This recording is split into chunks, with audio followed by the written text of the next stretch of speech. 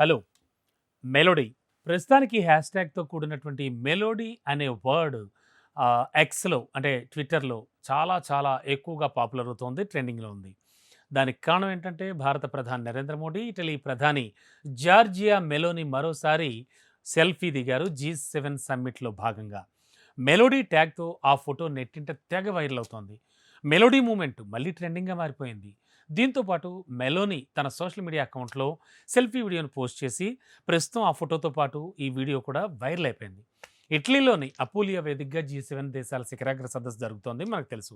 ఈ సమావేశానికి వచ్చిన ప్రధాని మోడీకి ఇటలీ ప్రధాని మెలోనీ నమస్తే అంటూ సాదర స్వాగతం పలికారు భారతీయ సాంప్రదాయంతో.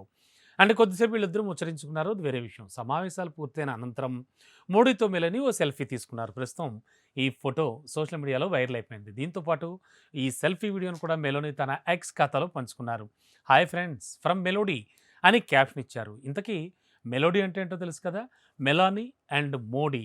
ఆ నీ తీసి మెలోడీ అనమాట.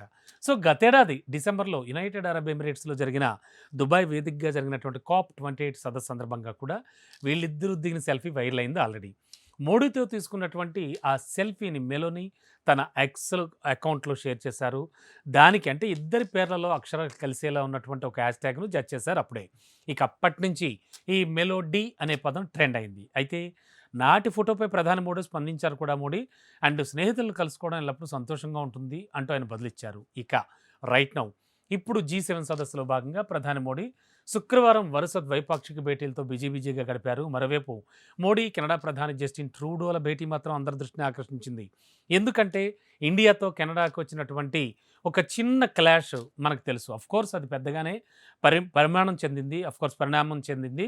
అండ్ ఓ ఖలిస్తానీ వేర్పాటువాది హత్యలో భారత ప్రభుత్వ ఏజెంట్ల ప్రమేయం ఉందంటూ ట్రూడో లాస్ట్ ఇయర్ ఆరోపించడం చాలా కలకలం సృష్టించింది మనకు తెలుసు. అయితే ఇరు దేశాల మధ్య సంబంధాలకు బీటలు వారేలా చేసింది. అప్పటినుంచి మోడీ, ట్రూడో నేరుగా భేటీ అవ్వడం ఇదే తొలిసారి. తుర్కీ అధ్యక్షుడు Recep Tayyip Erdogan and Brazil అధ్యక్షుడు డెసిల్వా, యూఏఈ అధ్యక్షుడు Mohammed bin Zayed Al Nahyan, Jordan రాజ్ అబ్దుల్లా టు ఐక్యరాజ్యసమితి సెక్రటరీ జనరల్ యాంటోనియా గుటెరస్‌లతోనూ మోడీ జీ7 సదస్సు వేళ విడివిడిగా సమావేశమయ్యారు. ఏది ఏమైనా కూడా మెలోడీ మాత్రం ప్రస్తుతానికి ట్రెండింగ్‌గా ఉంది.